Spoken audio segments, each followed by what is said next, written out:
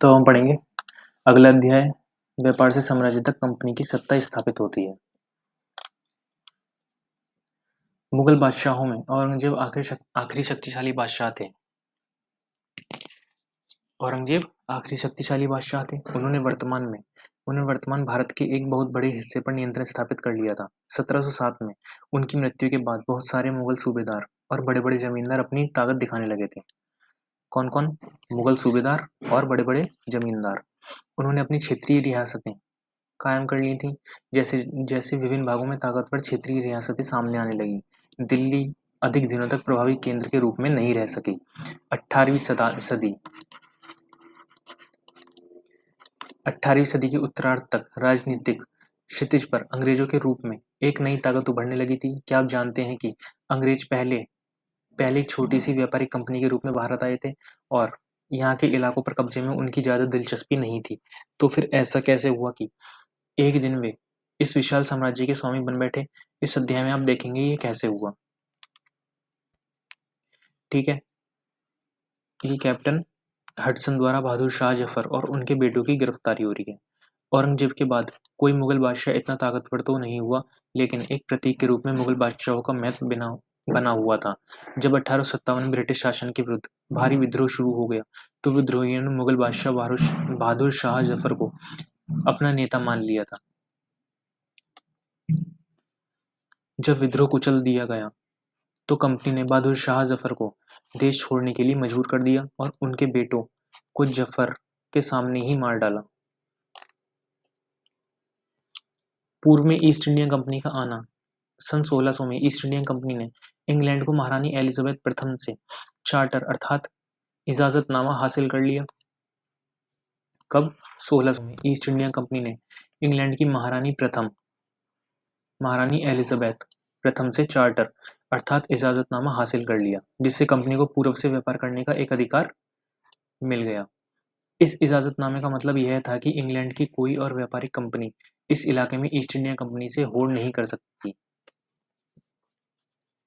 England की कोई और कंपनी होड़ नहीं कर सकती थी। इस चार्टर के सहारे कंपनी समुद्र पार जाकर नए इलाकों को खंगाल सकती थी।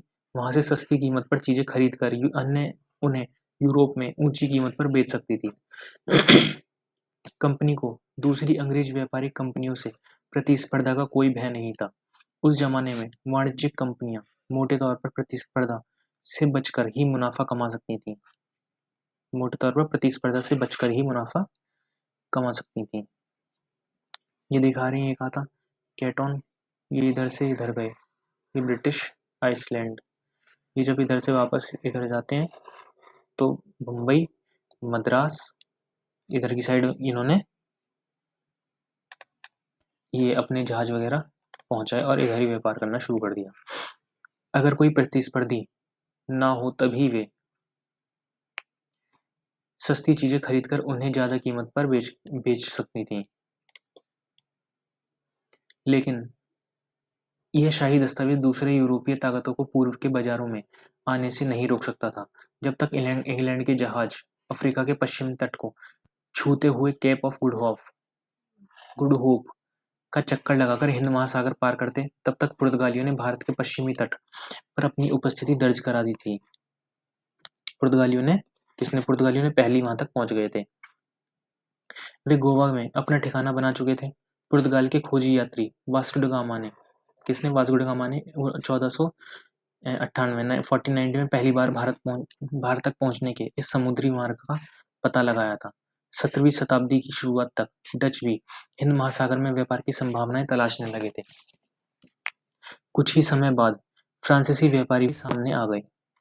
वाणिज्य क्या होता है? ऐसा व्यवसायिक उद्यम जिसमें चीजों को सस्ती कीमत पर खरीदकर और ज्यादा कीमत पर बेचकर, यानी मुख्य रूप से व्यापार के जरिए मुनाफा कमाया जाता है। ठीक है, समस्या क्या थी? समस्या ये थी कि सारी कंपनी एक जैसी ही खरीदना चाहती थी। एक जैसी चीजें ही खरीदना चाहती थी। यूरोप के बाजारों में भारत के बने बारीक सूती कपड़े और रेशम की जबरदस्त मांग थी। इनके अलावा काली मिर्च, लौंग, इलायची, दालचीनी का भी जबरदस्त मांग रहती थी। यूरोपीय कंपनियों के बीच इस बढ़ती प्रतिस्पर्धा से भारतीय बाजारों में इन चीजों की कीमतें बढ़ने लगी और उनसे मिलने वाला मुनाफा गिरने लगा। अब इन व्यापारिक कंपनियों के फलने फूलने का यही एक रास्ता था कि वे अपनी प्रतिस्पर्धी कंपनियों को खत्म कर दें। किसको खत्म कर दें? अपनी प्रतिस्पर्धी कंपनियों को खत्म कर दें। लिहाजा बाजार पर कब्जे की इस होड़ ने व्यापारी कंपनियों के बीच लड़ाइयों की शुरुआत कर दी। 17वीं और 18वीं सदी में जब भी मौका मिलता, कोई सी एक कंपनी किसी दूसरी कंपनी के जहाज डुबो देती, रास्ते में रुकावटें खड़ी कर देती, माल से लदे जहाजों को आगे बढ़ने से रोक देती। यह व्यापार हथियारों की मदद से चल रहा था और व्यापारिक चौकियों को किलेबंदी के जरिए सुरक्षित रखा जाता था। अपनी वस्तुओं को किलेबंद करने, व्यापार में मुनाफा कमाने की इन कोशिशों के कारण स्थानीय शासकों से भी टकराव होने लगे। इस प्रकार व्यापार और राजनीति को एक दूसरे से अलग रखना कंपनी के लिए मुश्किलें होता जा रहा था। देखेंगे कैसे हुआ। ईस्ट इंडिया कंपनी बंगाल में व्यापार शुरू करती है। ईस्ट इंडिया कंपनी कहाँ पर व्यापार शुरू करती है? बंगाल में। पहली इंग्लिश फैक्ट्री 1651 में हुगली नदी के किनारे शुरू हुई।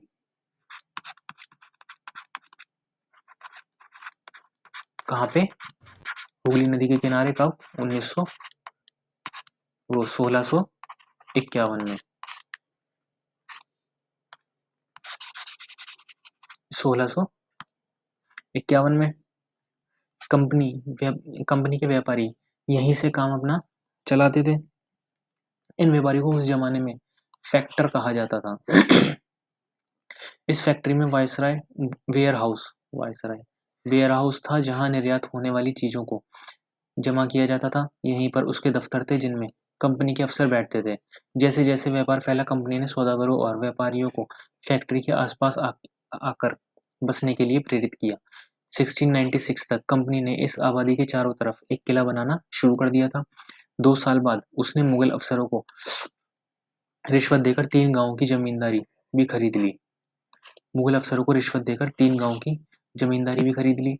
इनमें से एक गांव कलिकता था, जो बाद में कलकत्ता बना। एक गांव कौन सा था? कलिकता। अब इसे कोलकाता कहा जाता है। कंपनी ने मुगल सम्राट औरंगजेब को इस बात के लिए भी तैयार कर लिया कि वह कंपनी को बिना शुल्क चुकाए व्यापार करने का फरमान जारी कर दे। फरमान क्या होता था उस समय? मुगल शासन में एक शाही आदेश होता था। कंपनी ज्यादा से ज्यादा रियासतें हासिल करने और पहले से मौजूद अधिकारों का ज्यादा से ज्यादा फायदा उठाने में लगी हुई थी। उदाहरण के लिए औरंगजेब के फरमान से केवल कंपनी को ही शुल्क मुक्त व्यापार का अधिकार मिला था। कंपनी के जो अफसर निजी तौर पर व्यापार चलाते, उन्हें यह छूट नहीं थी, लेकिन उन्होंने भी शुल्क चुकाने से इनकार कर दिया। इससे बंगाल में राजस्व वसूली बहुत कम हो गई। ऐसे में भला बंगाल के नवाब मुर्शिद कुली खान विरोध क्यों ना करते? तो उन्होंने क्या कर दिया? विरोध कर दिया। यहाँ पर आ रहे हैं बंगाल में, अपना सामान वगैरह उतार रहे हैं। ये मद्रास का। अच्छा, मद्रास के जहाजों से सामान लाती स्थानीय नौकाएं विलियम सिम्पसन द्वारा बनाया गया चित्र। ठीक है, ये रॉबर्ट क्लाइव का चित्र है। Robert Clive. व्यापार से युद्धों तक। 18वीं सदी की शुरुआत में कंपनी और बंगाल के नवाबों का टकराव काफी बढ़ गया था। औरंगजेब की मृत्यु के बाद बंगाल के नवाब अपनी ताकत दिखाने लगे थे। उस समय दूसरी क्षेत्रीय ताकतों की स्थिति भी ऐसी हुई थी। मुर्शिद कुली खान के बाद अलीवर्दी खान और उसके बाद सिराजुद्दौला बंगाल के नवाब बने। कौन बंगाल के नवाब बने उसके बाद? सिराजुद्दौला। ये सभी शक्तिशाली शासक थे। उन्होंने कंपनी को रियासतें देने से मना कर दिया। व्यापार का अधिकार देने के बदले कंपनी से नजराने मांगे। उसे सिक्के ढालने का अधिकार नहीं दिया और उसकी किलेबंदी को बढ़ाने से रोक दिया। कंपनी पर धोखाधड़ी का आरोप लगाते हुए उन्होंने दलील दी कि उसकी वजह से बंगाल सरकार की राजस्व वसूली कम होती जा रही है और नवाबों की ताकत कमजोर पड़ रही है। कंपनी टैक्स चुकाने को तैयार नहीं थी। उसके अफसरों ने अपमानजनक चिट्ठियां लिखी और नवाबों व उनके अधिकारियों को अपमानित करने का प्रयास किया। ठीक है, कंपनी का कहना था कि स्थानीय अधिकारियों की बेतुकी मांगों से कंपनी का व्यापार तबाह हो रहा है। व्यापार तभी फल फूल सकता है जब सरकार शुल्क हटा ले।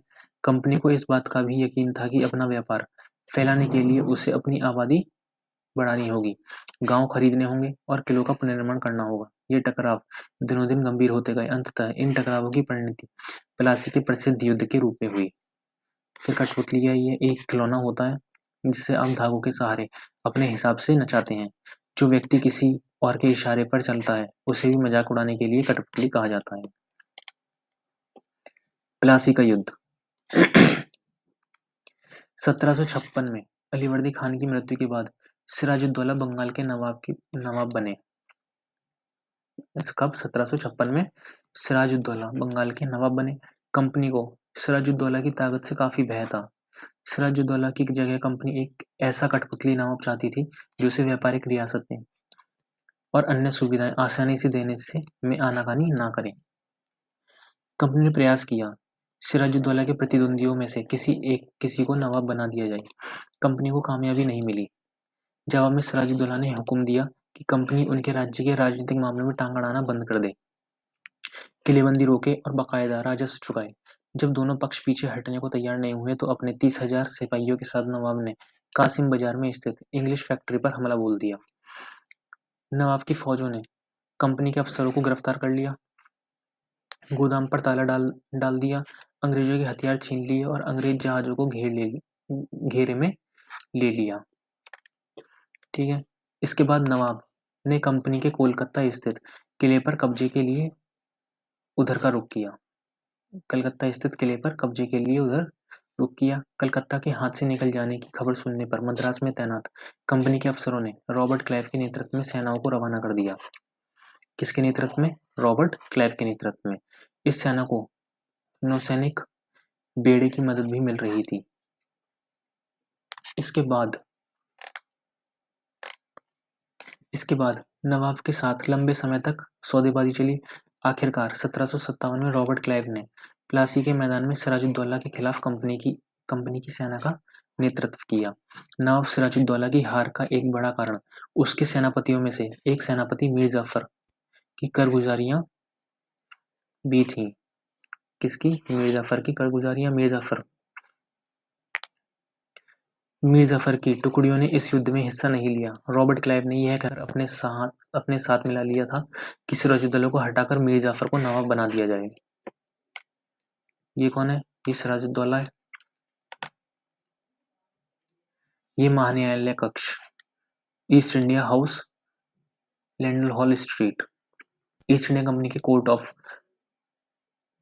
कोर्ट ऑफ प्रोप्राइटर्स की लंदन स्थित लैंडल हॉल स्ट्रीट पर बने ईस्ट इंडिया हाउस में बैठकें होती थी। ये एक ऐसा चित्र है, एक सभा का चित्र है। ये बैठक हो रही है। ये संपन्नता का आश्वासन। इंग्लैंड के लोग ईस्ट इंडिया कंपनी की शासकीय महत्वाकांक्षाओं को संदेह और अविश्वास से देखते थे। प्लासी की लड़ाई के बाद रॉबर्ट क्लाइव ने अंग्रेज सम्राट के एक मुख्य विदेश मंत्री विलियम पिट को 7 जनवरी 1759 को कलकत्ते से यह चिट्ठी भेजी थी। लेकिन इतनी विशाल सत्ता एक वाणिज्यिक कंपनी के लिए बहुत बड़ी बात होगी। मैं खुद यह सोचकर अभिभूत हूँ कि इन समृद्ध रियासतों पर पूरा कब्जा हासिल करने में कोई परेशानी नहीं आएगी। अब मैं ये फैसला आप पर छोड़ता हूँ कि क्या सालाना 20 लाख स्टर्लिंग की आमदनी और 3 प्रांतों का कब्जा कोई ऐसी चीज है जिस पर इतना शोर मचाना उचित हो? प्लासी की जंग इसलिए महत्वपूर्ण मानी जाती है क्योंकि भारत में यह कंपनी का पहली बड़ी जीत थी।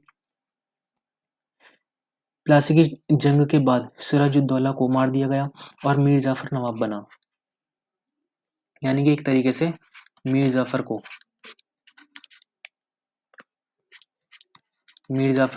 एक कठपुतली नवाब बना दिया था। किसने? कंपनी ने। कंपनी अभी भी शासन की जिम्मेदारियां संभालने को तैयार नहीं थी। उसका मूल उद्देश्य तो व्यापार को फैलाना था। अगर यह काम स्थानीय शासकों की मदद से बिना लड़ाई लड़े ही किया जा सकता था तो किसी राज्य को सीधे अपने कब्जे में लेने की क्या जरूरत थी। जल्द ही कंपनी को एहसास होने लगा कि यह रास्ता अभी आसान नहीं है। कठपुतली नवाब भी हमेशा कंपनी के इशारे पर नहीं चलते थे। आखिरकार उन्हें भी तो अपनी प्रजा की नजर में सम्मान और संप्रभुता का दिखावा करना पड़ता था। ये कुछ नवाबों की शिकायतें हैं। 1733 में बंगाल के नवाब ने इंग्लिश व्यापारी के बारे में यह कहा था। जब वे पहली बार हमारे देश में आए थे तो उन्होंने सरकार के सामने विनती करते हुए कहा था कि उन्हें एक फैक्ट्री बनाने के लिए थोड़ी सी ज़मीन दे दी जाए। उन्हें वह ज़मीन तो मिल गई, पर उन्होंने तो वहाँ मजबूत किला ही खड़ा कर डाला। इसके चारों तरफ गड्ढे बना दिए जो नदी से जुड़ते हैं। दीवारों पर उन्होंने ना जाने कितनी तोपें तैनात कर दी हैं। उन्होंने बहुत सारे सौदागरों और अन्य लोगों को अपने मातहत रहने के लिए तैयार कर लिया है और वह 1 लाख रुपए राजस्व वसूल कर रहे हैं। वे असंख्य औरतों और मर्दों को उनके ही देश में गुलाम बनाकर लूट खसोट रहे हैं। तो फिर कंपनी क्या करती? कंपनी क्या करती? जब मीर जाफर ने कंपनी का विरोध किया तो कंपनी ने उसे हटाकर मीर कासिम को नवाब बना दिया। पहले सिराजुद्दौला को हटाकर मीर जाफर को बनाया, फिर मीर जाफर को हटाकर मीर कासिम को बना दिया। जब मीर कासिम परेशान करने लगा तो बक्सर की लड़ाई 1764 में उसको भी हारना पड़ा। बक्सर की लड़ाई किसके साथ हुई? अंग्रेजों और मीर कासिम के साथ। उसे बंगाल से बाहर कर दिया गया और मीर जाफर को दोबारा नवाब बनाया गया। ठीक है। अब नवाब को हर महीने 5 लाख रुपए कंपनी को चुकाने थे। कंपनी अपने सैनिक खर्चों से निपटने, व्यापारिक जरूरतों, अन्य खर्चों को पूरा करने के लिए पैसा चाहती थी। कंपनी और ज्यादा इलाके तथा और ज्यादा कमाई चाहती थी। 1765 में जब मीर जाफर की मृत्यु हुई तब तक कंपनी के इरादे बदल चुके थे। ठीक है, कंपनी के इरादे क्या हो गए थे? बदल चुके थे। कठपुतली नवाबों के साथ अपने खराब अनुभवों को देखते हुए क्लाइव ने ऐलान किया कि अब हमें खुद ही नवाब बनना पड़ेगा। आखिरकार 1765 में मुगल सम्राट ने कंपनी को ही बंगाल प्रांत का दीवान नियुक्त कर दिया। मुगल सम्राट ने क्या कर दिया? कंपनी को ही कंपनी का दीवान नियुक्त कर दिया। दीवानी मिलने के कारण कंपनी को बंगाल के विशाल राजस्व संसाधनों पर नियंत्रण मिल गया था। इस तरह कंपनी की एक पुरानी समस्या हल हो गई थी। पुरानी समस्या हल हो गई। 18वीं सदी की शुरुआत से ही भारत के साथ उनका व्यापार बढ़ता जा रहा था, लेकिन उसे भारत में ज्यादातर चीजें ब्रिटेन से लाए गए सोने चांदी के बदले में खरीदनी पड़ती थी। इसकी वजह ये थी कि उस समय ब्रिटेन के पास भारत में बेचने के लिए कोई चीज नहीं थी। प्लासी की जंग के बाद ब्रिटेन से सोने की निकासी कम होने लगी और बंगाल की दीवानी मिलने के बाद तो ब्रिटेन से सोने लाने की जरूरत ही नहीं रही। अब भारत से होने वाली आमदनी के सहारे ही कंपनी अपने खर्चे चला सकती थी। इस कमाई से कंपनी भारत में सूती रेशमी कपड़ा खरीद सकती थी, अपनी फौजों को संभाल सकती थी और कलकत्ते में किलों और दफ्तरों के निर्माण की लागत उठा सकती थी। कंपनी के अफसर नवाब बन बैठे। नवाब बनने का क्या मतलब था? इसका एक मतलब तो यही था कि कंपनी के पास अब सत्ता और ताकत थी, लेकिन इसके कुछ और फायदे भी थे। कंपनी का हर कर्मचारी नवाबों की तरह जीने की ख्वाब देखने लगा था। ठीक है। प्लासी के युद्ध के बाद बंगाल के असली नवाबों को इस बात के लिए बाध्य कर दिया गया कि वे कंपनी के अफसरों को निजी तोहफे के तौर पर जमीन और बहुत सारा पैसा दें। खुद रॉबर्ट क्लाइव ने ही भारत में बेहिसाब दौलत जमा कर ली थी। 1743 में जब वह इंग्लैंड, मद्रास अब चेन्नई आया था तो उसकी उम्र 18 साल थी। 1767 में जब वह 2 बार गवर्नर बनने के बाद हमेशा के लिए भारत से रवाना हुआ तो यहाँ उसकी दौलत 401 401 40,1102 पौंड के बराबर थी। ठीक। दिलचस्प बात यह है कि गवर्नर के अपने दूसरे कार्यकाल में उसे कंपनी के भीतर फैले भ्रष्टाचार को खत्म करने का काम सौंपा गया था, लेकिन 1772 में ब्रिटिश संसद में उसे खुद भ्रष्टाचार के आरोप पर अपनी सफाई देनी पड़ी। कहाँ पे?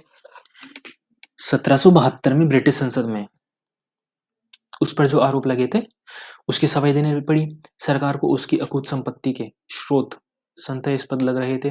उसे भ्रष्टाचार आरोपों से बरी तो कर दिया, लेकिन 1774 में उसने आत्महत्या कर ली। ठीक है।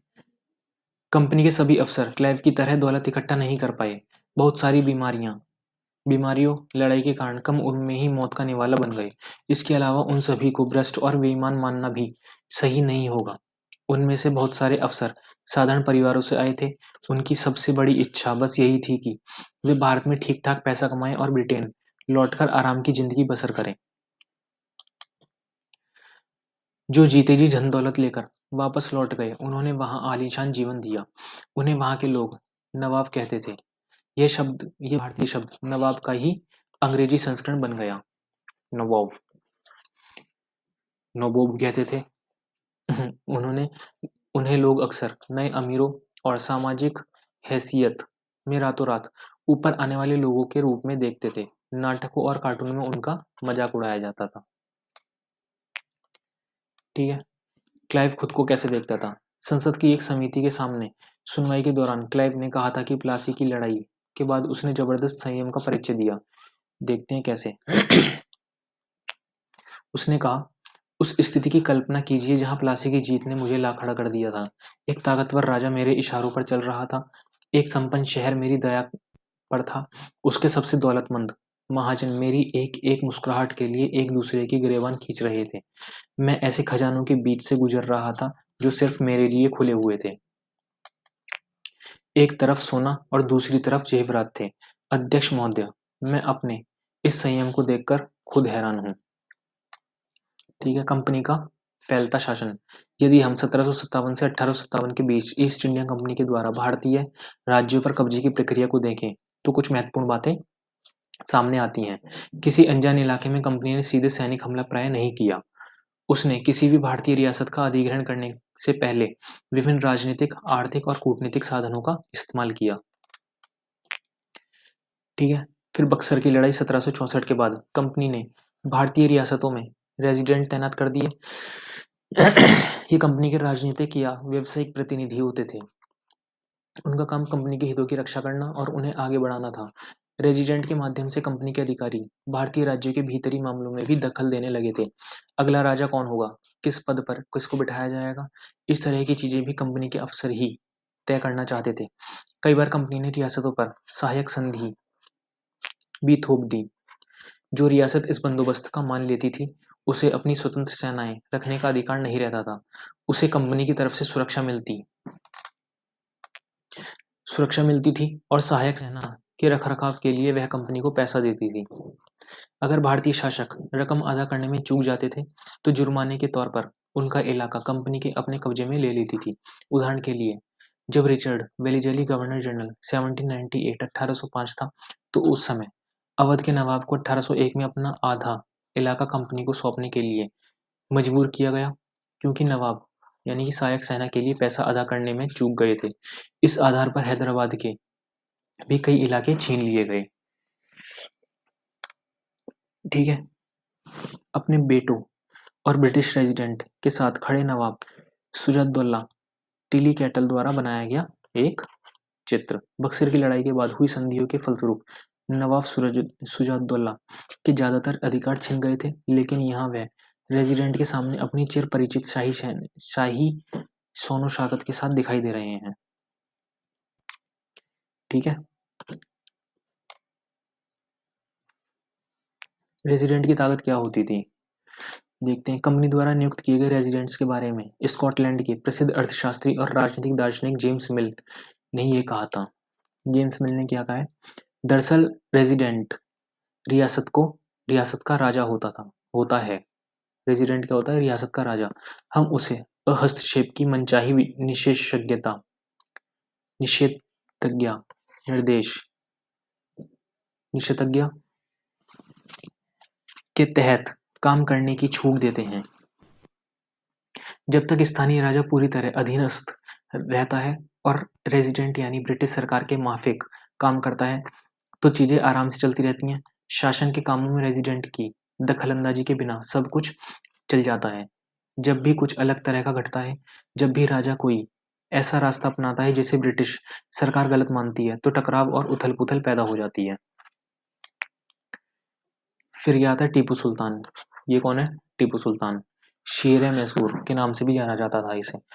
जब कंपनी को अपनी राजनीतिक और आर्थिक हितों पर खतरा दिखाई दिया, तो कंपनी ने प्रत्यक्ष सैनिक टकराव का रास्ता भी अपनाया।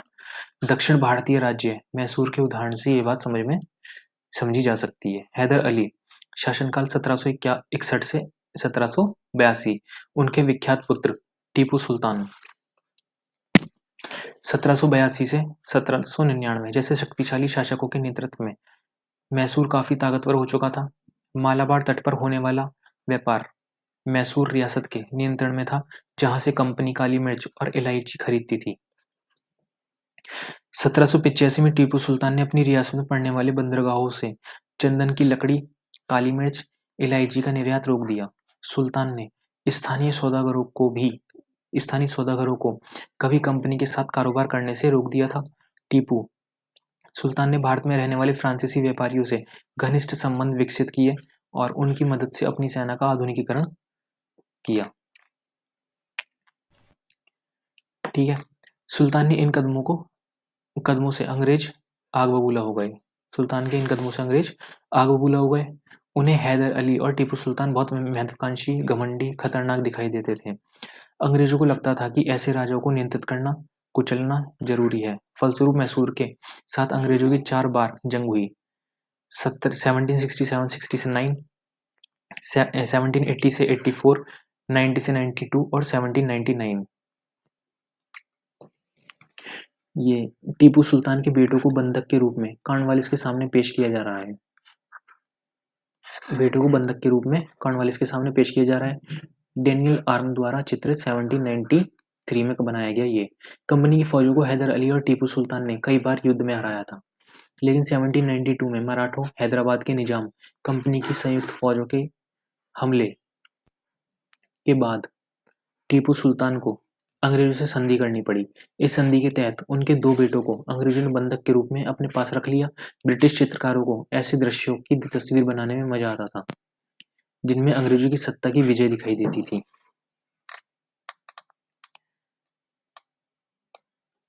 फिर ये क्या, श्रीरंगपट्टनम की आखिरी जंग में यानी कि 1799 में कंपनी को सफलता मिली। अपनी राजधानी की रक्षा करते हुए टीपू सुल्तान मारे गए और मैसूर का राजकाज पुराने वेडियार राजवंश के हाथों में सौंप दिया गया। इसके साथ ही मैसूर पर भी सहायक संधि थोपी गई। टीपू की कहानियां राजाओं की छवि अक्सर जनश्रुतियों से भी बनती है। प्रचलित किस्सों में उनकी ताकत का खूब यशगान किया जाता है। 1782 में मैसूर के राजा बने टीपू सुल्तान के बारे में कहा जाता है कि एक बार वे अपने फ्रांसीसी दोस्त के साथ जंगल में शिकार खेलने गए थे। वहां एक शेर उनके सामने आ गया। उनकी बंदूक ने मौके पर साथ नहीं दिया और कटार भी जमीन पर गिर गई थी। फिर भी टीपू ने निहत्थे ही शेर का मुकाबला किया और आखिरकार कटार उठा ली। अंत में उन्होंने शेर को मार गिराया। इसी के बाद उन्हें शेर ए मैसूर कहा जाने लगा था। उनके रेजिडेंसी झंडे पर भी शेर की तस्वीर होती थी। टीपू का खिलौना शेर यह टीपू के विशालकाय मशीनी खिलौने की तस्वीर है। इसमें यह नकली शेर एक यूरोपीय सिपाही को दबाए हुए है। जब इसका हैंडल घुमाया जाता था तो नकली शेर धारता था और सिपाही के भीतर से चीख की आवाज आती थी। अब यह खिलौना शेर लंदन स्थित विक्टोरिया एंड एल्बर्ट म्यूजियम में रखा गया है। 4 मई 1799 को जब अपनी राजधानी श्रीरंगपट्टनम की रक्षा करते हुए टीपू सुल्तान की मृत्यु हो गई तो अंग्रेज इस खिलौने को भी अपने साथ ले गए थे। ठीक है, मराठों से लड़ाई 18वीं शताब्दी के आखिर से कंपनी मराठों की ताकत को काबू और खत्म करने के बारे में सोचने लगी थी। 1761 में पानीपत की तीसरी लड़ाई में हार के बाद दिल्ली से देश का शासन चलाने का मराठों का सपना चूर चूर हो गया। कब? 1761 में पानीपत की तीसरी लड़ाई के बाद उन्हें कई राज्यों में बांट दिया गया। इन राज्यों की बागडोर सिंधिया, होलकर, गायकवाड़, भोंसले जैसे अलग अलग राजवंशों के हाथों में थी। ये सारे सरदार एक पेशवा सर्वोच्च मंत्री के अंतर्गत एक राज्यमंडल कन्फेडरेसी के सदस्य थे। पेशवा इस राज्यमंडल का सैनिक और प्रशासकीय प्रमुख होता था और पुणे में रहता था। महादजी सिंधिया और नाना फडणवीस 18वीं सदी के आखिर के 2 प्रसिद्ध मराठा योद्धा और राजनीतिज्ञ थे। ठीक है, कन्फेडरेसी क्या होता है? गठबंधन। एक के बाद एक कई युद्धों में कंपनी ने मराठों को घुटने टेकने पर मजबूर कर दिया। पहला युद्ध 1782 में साल बाई संधि के साथ खत्म हुआ, जिसमें कोई पक्ष नहीं जीत पाया। दूसरा अंग्रेज मराठा युद्ध 1803 और 1805 कई मोर्चों पर लड़ा गया। इसका नतीजा यह हुआ कि उड़ीसा और यमुना के उत्तर में स्थित आगरा व दिल्ली सहित कई भूभाग अंग्रेजों के कब्जे में आ गए। अंततः 1817 से 1819 के तीसरे अंग्रेज मराठा युद्ध में मराठों की ताकत को पूरी तरह कुचल दिया गया। पेशवा को पुणे से हटाकर कानपुर के पास बिठूर में पेंशन पर भेज दिया गया। अब विंध्य के दक्षिण में स्थित पूरे भूभाग पर कंपनी का नियंत्रण हो चुका था। लॉर्ड हेस्टिंग्स, सर्वोच्चता का दावा। ये कौन है? Lord Hastings. उपरोक्त विवरण से स्पष्ट है कि 19वीं सदी की शुरुआत से कंपनी क्षेत्रीय विस्तार की आक्रामक नीति चल रही थी। लॉर्ड हेस्टिंग्स 1813 से 1823 तक गवर्नर जनरल के नेतृत्व में सर्वोच्चता की एक नई नीति शुरू की गई। कंपनी का दावा था कि उसकी सत्ता सर्वोच्च है, इसलिए वह भारतीय राज्यों से ऊपर है। अपने हितों की रक्षा के लिए वह भारतीय रियासतों का अधिग्रहण करने या उनको अधिग्रहण की धमकी देने का अधिकार अपने पास मानती थी। यह सोच बाद में भी अंग्रेजों की नीतियों में दिखाई देती रही, लेकिन यह प्रक्रिया बेरोक टोक नहीं चली। उदाहरण के लिए, जब अंग्रेजों ने कित्तूर, फिलहाल कर्नाटक में, के छोटे से राज्य को कब्जे में लेने का प्रयास किया, तो रानी चेन्नम्मा ने हथियार उठा लिए और अंग्रेजों के खिलाफ आंदोलन छेड़ दिया। 1824 में उन्हें गिरफ्तार किया गया और 1829 में जेल में उनकी मृत्यु हो गई। चेन्नम्मा के बाद कित्तूर स्थित संगोली के एक गरीब चौकीदार रेयाना ने यह प्रतिरोध जारी रखा। चौतरफा समर्थन और सहायता से उन्होंने बहुत सारे ब्रिटिश शिविरों और दस्तावेजों को नष्ट कर दिया था। आखिरकार उन्हें भी अंग्रेजों ने पकड़कर 1830 में फांसी पर लटका दिया। प्रतिरोध के ऐसे कई दूसरे उदाहरण आप इस किताब में पढ़ेंगे। ये कित्तूर की रानी चेन्नम्मा की स्मृति बनाई गई मूर्ति है। ठीक है। 1830 के दशक के अंत में ईस्ट इंडिया कंपनी रूस के प्रभाव से बहुत डरी हुई थी। कंपनी को भय था कि कहीं रूस का प्रभाव पूरे एशिया में फैलकर उत्तर पश्चिम से भारत को भी अपनी चपेट में ना ले ले। इसी डर के चलते अंग्रेज अब उत्तर पश्चिमी भारत पर भी अपना नियंत्रण स्थापित करना चाहते थे। उन्होंने 1838 से 1842 के बीच अफगानिस्तान के साथ एक लंबी लड़ाई लड़ी और वहां अप्रत्यक्ष कंपनी शासन स्थापित कर लिया। 1843 में सिंध भी कब्जे में आ गया। इसके बाद पंजाब की बारी थी। यह महाराजा रणजीत सिंह ने कंपनी की दाल नहीं गलने दी। 1839 में उनकी मृत्यु के बाद इस रियासत के साथ दो लंबी लड़ाइयां हुई और आखिरकार 1849 में अंग्रेजों ने पंजाब का अधिग्रहण कर लिया। कब कर लिया? 1849 में। फिर विलय नीति अधिग्रहण की आखिरी लहर 1848 से 56 के बीच गवर्नर जनरल लॉर्ड डलहौजी के शासनकाल में चली। विलय नीति किसकी थी? किसके शासनकाल में चली? लॉर्ड डलहौजी। ठीक है। लॉर्ड डलहौजी ने एक नई नीति अपनाई जिसे विलय नीति का नाम दिया गया। यह सिद्धांत इस तर्क पर आधारित था कि अगर किसी शासक की मृत्यु हो जाती है और उसका कोई पुरुष वारिस नहीं है तो उसकी रियासत हड़प ली जाएगी, यानी कंपनी के भूभाग का हिस्सा बन जाएगी। विलय नीति क्या थी? अगर कोई राजा है, राजा का उसका कोई वारिस नहीं है, ठीक है, तो वो जो क्षेत्र है जिसका वो राजा है वो किसके पास चले जाएगा? वो कंपनी के पास चले जाएगा। ठीक है। इस सिद्धांत के आधार पर एक के बाद एक कई रियासतें, सतारा 1848, संभलपुर 1850, उदयपुर 1852, नागपुर 1853, झांसी अंग्रेजों के हाथ में चली गई। सबसे पहले कौन सी गई? सतारा 1848 में। ठीक। 1856 में कंपनी ने अवध को भी अपने नियंत्रण में ले लिया। किसको? अवध को। इस बार अंग्रेजों ने एक नया तर्क दिया। उन्होंने कहा कि वे अवध की जनता के नवाब कुशासन से आजाद कराने के लिए कर्तव्य से बंधे हुए हैं, इसलिए वे अवध पर कब्जा करने को मजबूर हैं। अपने प्रिय नवाब को जिस तरह से गद्दी से हटाया गया उसे देखकर लोगों में गुस्सा भड़क उठा और अवध के लोग भी 1857 के महान विद्रोह में शामिल हो गए। ये संभलपुर वीर सुरेंद्र साय का चित्र है।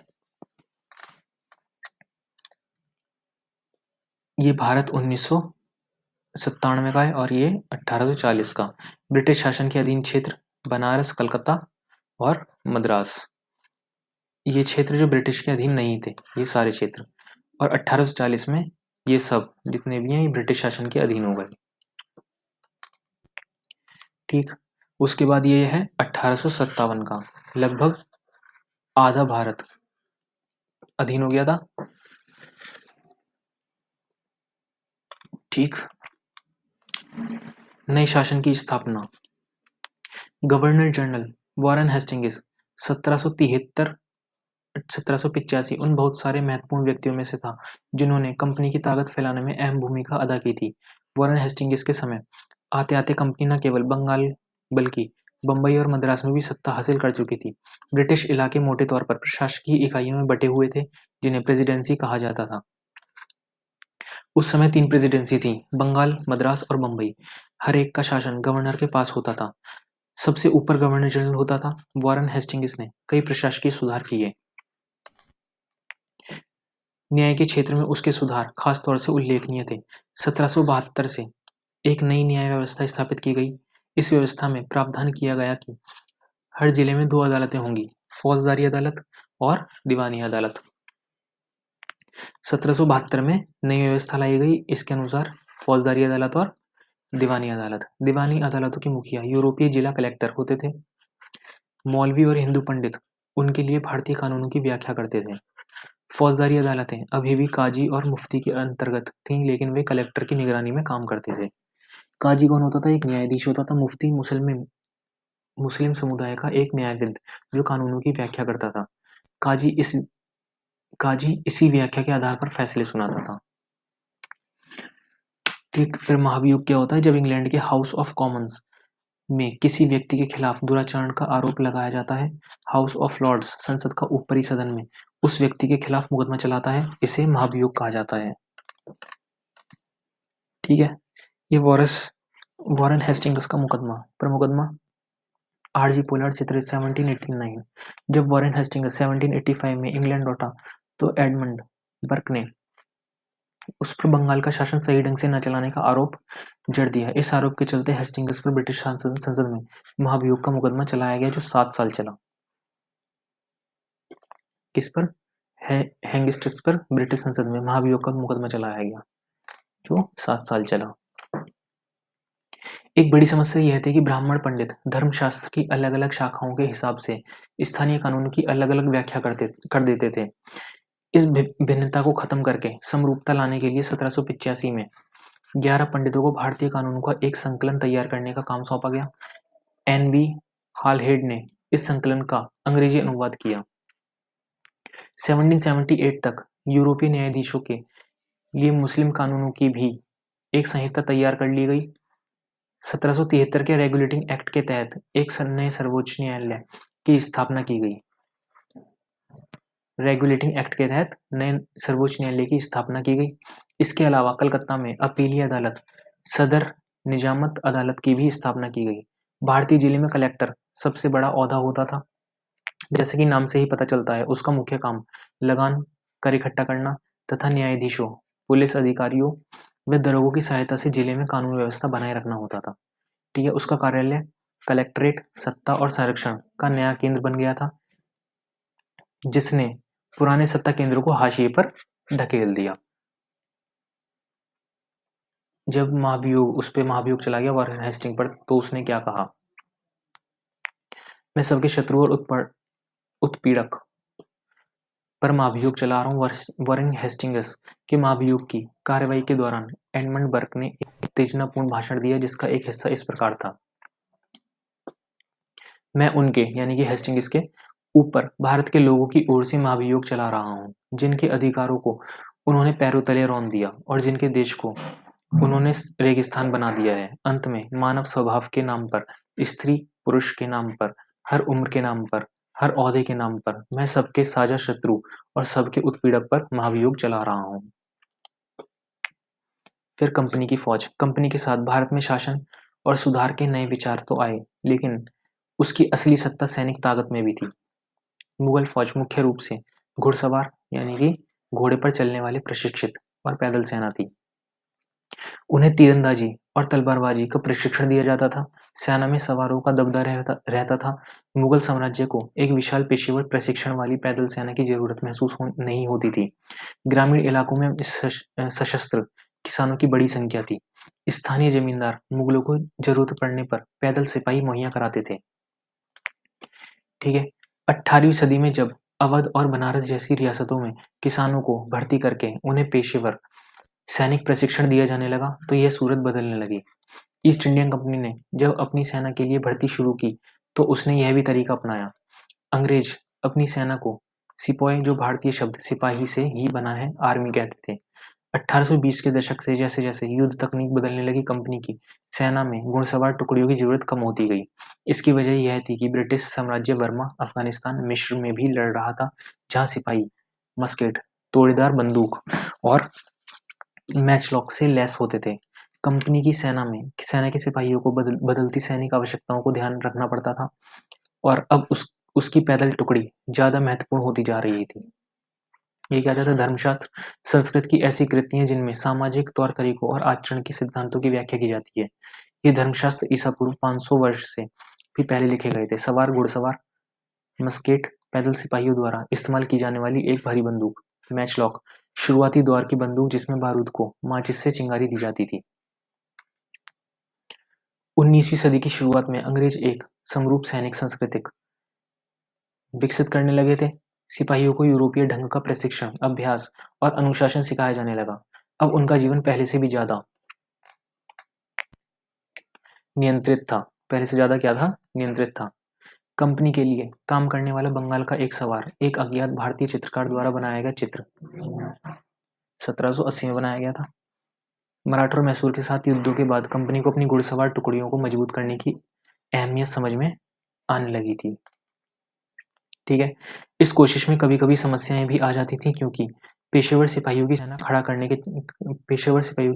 करने के चक्कर में अंग्रेज कई बार जाति और समुदायों की भावनाओं की नजरअंदाज कर देते थे। भला लोग अपनी जातीय और धार्मिक भावनाओं को इतनी आसानी से कैसे छोड़ सकते थे? क्या वे खुद को अपने समुदाय का सदस्य मानने की बजाय सिर्फ सिपाही मान सकते थे? सिपाही क्या महसूस करते थे? उनके जीवन और अपनी पहचान, यानी वे कौन हैं, इस बात के एहसास में जो बदलाव आ रहे थे, उनको सिपाहियों ने किस तरह देखा? 1857 का विद्रोह हमें सिपाहियों की इस दुनिया की झलक दिखाता है। इस विद्रोह के बारे में आप अध्याय 5 में पढ़ेंगे। ठीक है। अब पूरा निष्कर्ष क्या निकलता है? ईस्ट इंडिया कंपनी एक व्यापारिक कंपनी के बढ़ते बढ़ते एक भौगोलिक औपनिवेशिक शक्ति बन गई। 19वीं सदी की शुरुआत में नई भाप तकनीक के आने से यह प्रक्रिया और तेज हुई। तब तक समुद्र मार्ग से भारत पहुंचने में 6 से 8 माह का समय लग जाता था। भाप से चलने वाले जहाजों ने यह यात्रा 3 हफ्तों में समेट दी। 6 से 8 का जो समय लगता था वो 3 हफ्तों में समेट दिया गया, यानी करीब 21 दिनों में। इसके बाद ज्यादा से ज्यादा अंग्रेज और उनके परिवार भारत जैसे दूर देश में आने लगे। 1857 तक भारतीय उपमहाद्वीप के 63% भूभाग और 78% आबादी पर कंपनी का सीधा शासन स्थापित हो चुका था। देश के शेष भूभाग और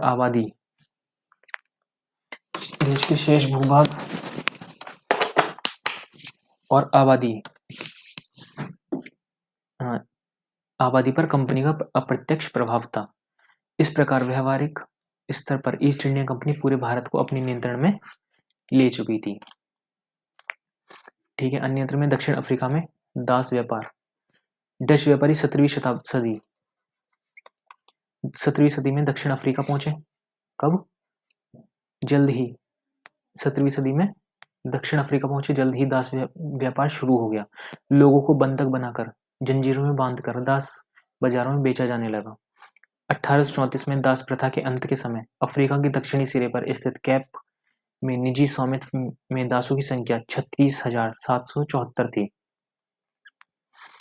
1824 में केप आने वाले एक यात्री ने वहां होने वाली नीलामी का आंखों देखा ब्यौरा प्रस्तुत किया। यह मालूम होने पर पशुओं, कृषि उत्पादों की नीलामी होने वाली है। हमने अपनी गाड़ी नए बैल खरीदने के लिए रोक ली। नीलामी के माल में एक स्त्री दास और उसके 3 बच्चे थे। किसानों ने पशुओं के समान ही उन्हें परखा। उन्हें अलग अलग खरीदारों को बेच दिया गया। माँ ने चिंता, वेदना और आंसू भरी आंखों से बच्चों की तरफ देखा। दुखी बच्चे व्याकुल माँ बाप से चिपक गए। यह दृश्य दिल को पिघलाने वाला था। इसके विपरीत मौजूद दर्शकों के चेहरे हंसते हुए और असंवेदनशील थे। ठीक है, तो ये अध्याय यहीं समाप्त होता है। अब मिलेंगे हम अगले अध्याय में। तब तक आप वीडियो लाइक करें, चैनल सब्सक्राइब करें और अपने दोस्तों के साथ शेयर करें। धन्यवाद।